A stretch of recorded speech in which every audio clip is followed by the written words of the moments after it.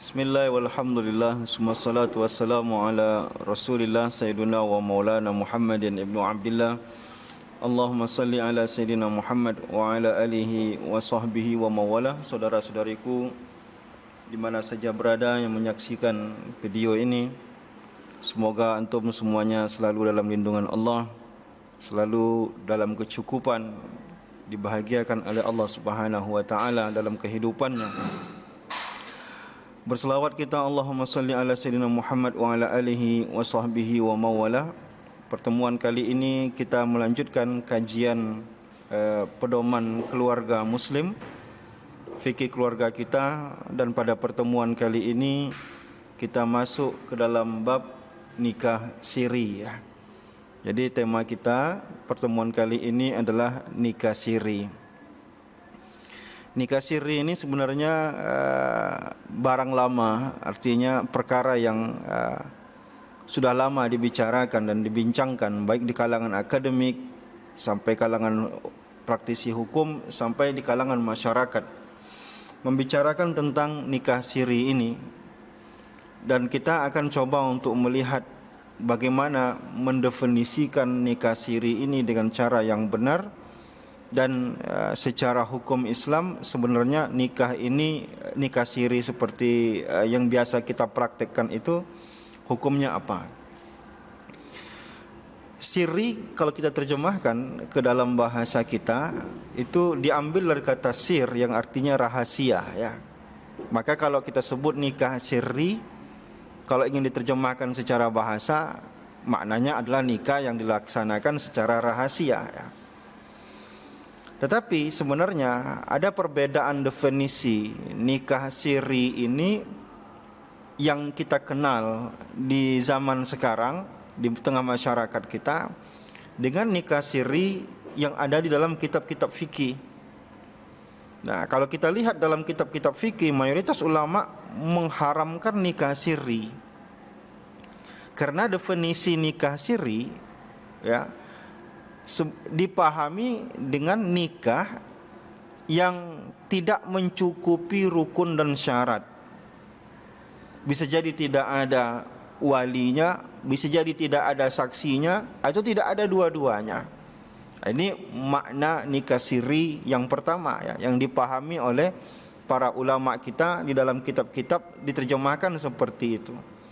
Maka nikah siri seperti ini sepakat ulama tentang keharamannya. Artinya seluruh ulama sepakat jika ada satu rukun ataupun satu syarat nikah itu tidak terpenuhi, maka nikah itu batal, tidak sah. Dan kalaupun sudah berlangsung, maka harus dilakukan fasakh atau pembatalan pernikahan.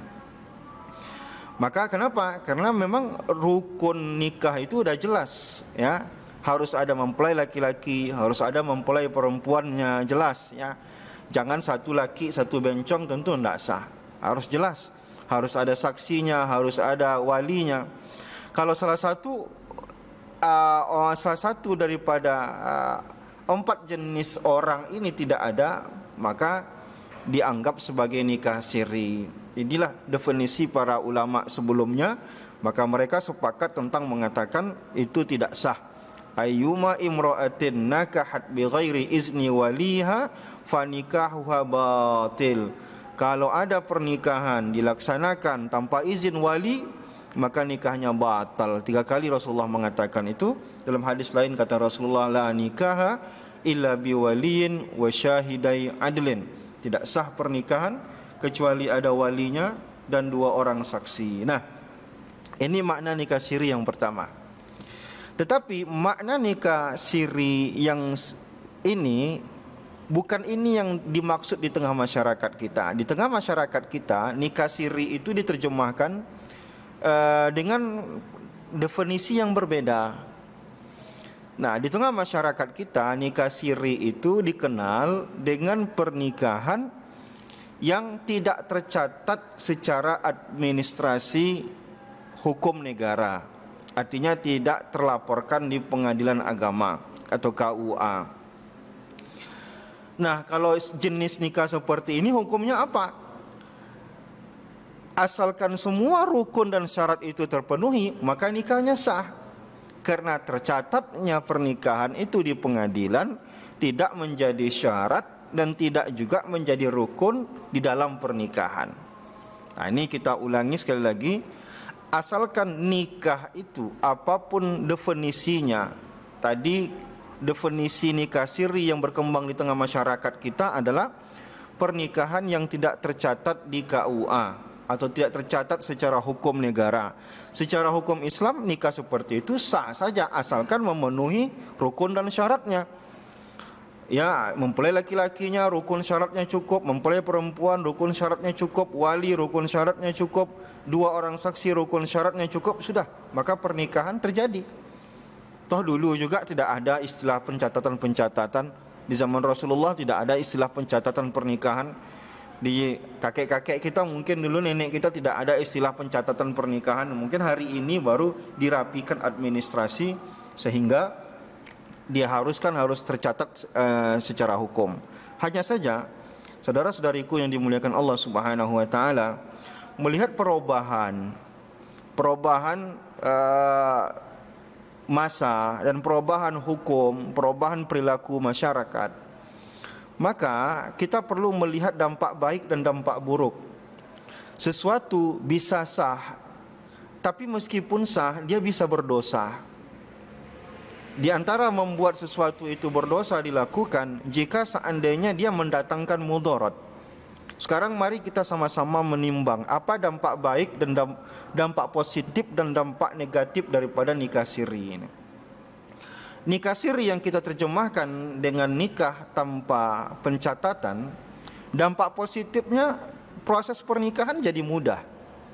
Artinya orang tidak perlu biaya besar untuk bayar ke KUA ataupun prosesnya bisa lebih cepat, ya.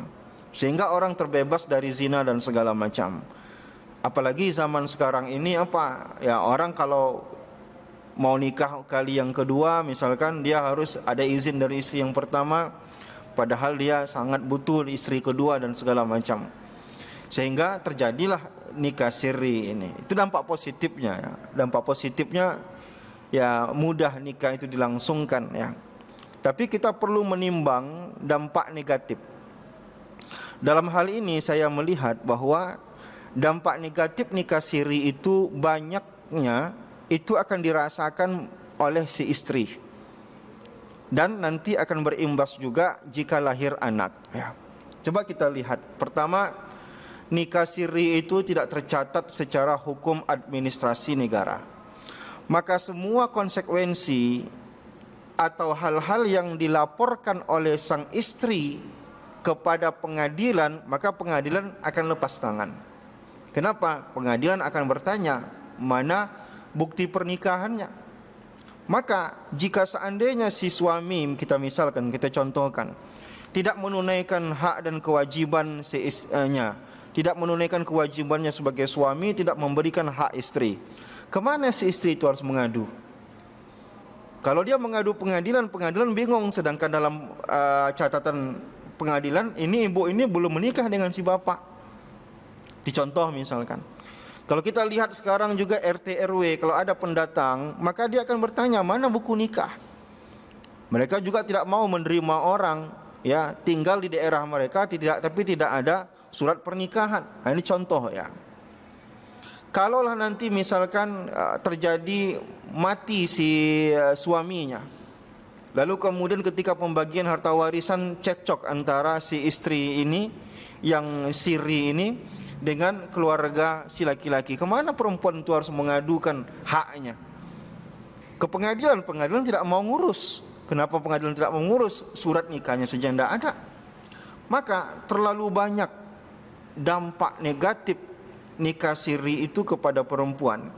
Karena si perempuan dia tidak punya payung hukum yang akan memayungi hak-haknya.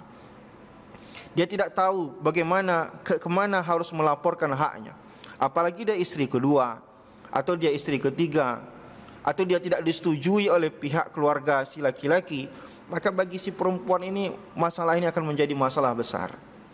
Lahir anak, mau buat akte kelahiran anak, surat pernikahan orang tuanya tidak ada. nanti mau sekolah mereka susah, nanti pembagian harta warisan juga susah.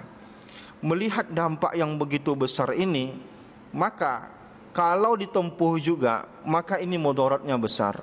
Oleh karena itu, kami dalam hal ini melihat jika memungkinkan untuk nikah secara hukum negara, maka itu lebih selamat. Dan orang yang mampu nikah secara administrasi negara tapi tidak mau melakukannya, dia telah mendatangkan mudarat besar, dia bisa berdosa gara-gara melakukan itu meskipun pernikahannya itu pernikahan yang sah.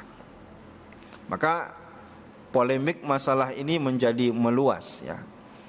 Hari ini kita melihat di negara kita memang praktek nikah siri itu banyak. Banyak pejabat-pejabat besar itu nikah untuk kali keduanya siri. Nah, banyak juga orang-orang tua yang menikah untuk kedua kalinya itu siri ya. Di kampung-kampung juga banyak pernikahan itu dilakukan secara siri. Maka kita dalam hal ini kalau ingin masalah ini selesai, maka kita perlu melihat kira-kira permasalahannya di mana. Bisa jadi permasalahannya adalah mungkin menyulitkan, atau biayanya besar, atau sulitnya mendapatkan izin dari istri yang pertama. Nah, ini mungkin beberapa faktor ya, dan itu harus diselesaikan. Oleh karena itu, kadang kita melihat poligami di tempat kita mungkin dianggap sebuah aib. Tapi gara-gara itu sulit untuk dilakukan, banyak orang berzina. Dia punya uang banyak, lalu dia kerja keluar kota sana, keluar kota sini, keluar kota sana, keluar kota sini. Akhirnya apa? Banyak kemaksiatan-kemaksiatan yang terjadi. Maka kita menimbang hal ini perlu ada jalan keluar segera supaya kemaksiatan-kemaksiatan itu lebih bisa teratasi dengan baik, agar manusia ini, khusus umat Islam, tidak terjerumus terus dalam dosa. Maka sekali lagi kita ulangi, nikah siri ini pada dasarnya, nikah siri yang kita terjemahkan nikah tanpa tercatat secara hukum, pada dasarnya hukumnya sah-sah saja, asalkan terpenuhi rukun dan syarat pernikahan. Cuman melihat mudaratnya yang begitu besar, maka nikah siri itu sangat-sangat tidak dianjurkan dan bahkan diminta untuk dijauhi, kecuali pada kondisi-kondisi tertentu yang sangat menyulitkan dan mengharuskannya. Saya rasa itu mudah-mudahan bermanfaat apa yang kami sampaikan. Terima kasih atas segala perhatian. Assalamualaikum warahmatullahi wabarakatuh.